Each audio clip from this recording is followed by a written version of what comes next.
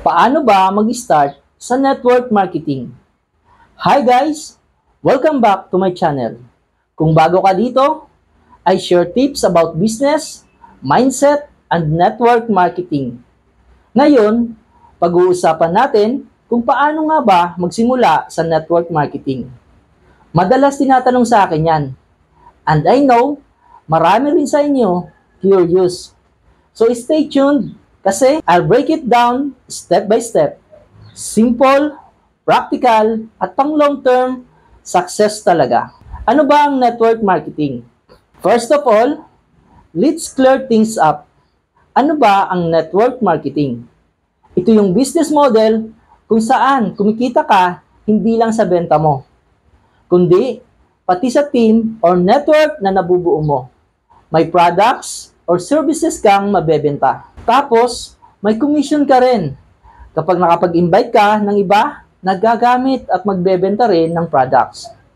Pero take note, legit network marketing, companies always have real products or services.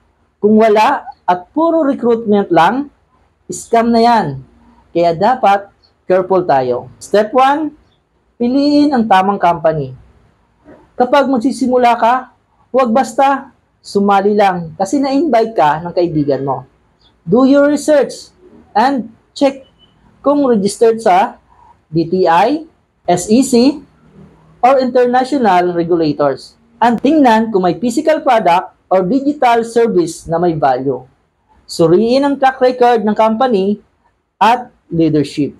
Remember, sa tamang company, mas worth it ang effort mo. Step 2, alamin ang products and services. Hindi ka makapag-share ng effective kung hindi mo alam ang produkto.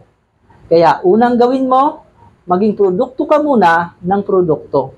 Gumamit ka, i-test mo, at intindihin mo kung paano siya nakakatulong. Halimbawa, kung health supplement, share mo personal experience. Kung digital service, ipakita mo paano siya nakatulong sa iyo.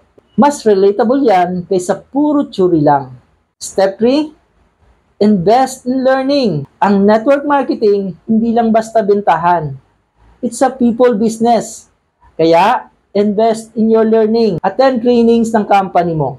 Magbasa ng books about leadership at sales. Makinig sa mentor na may proven results. The more na nag-grow ka as person, the more lalaki rin ang business mo. Step 4, build your network. Dito, papasok yung pinaka-exciting part. Build your network, start small.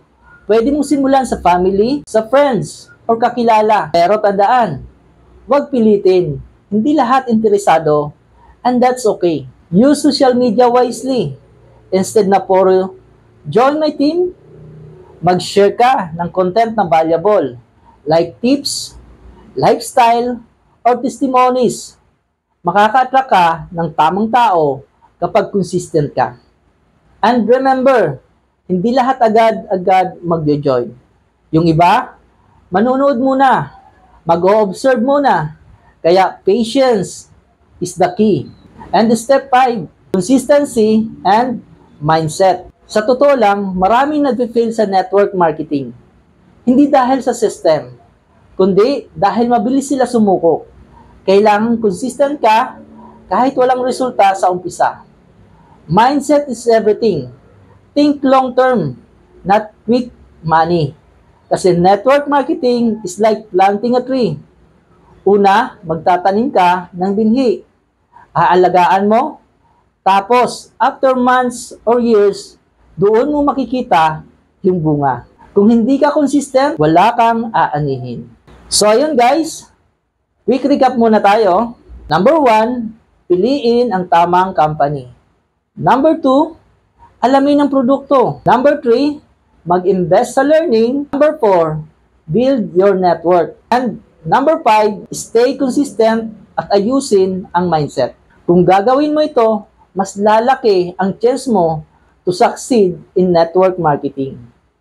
Kung may natutunan ka today, please give this video a thumbs up, share this para makatulong din sa iba, and don't forget to subscribe for more business tips. Comment mo rin sa baba kung ano pang topic ang gusto mong i-discuss natin. See you sa next video.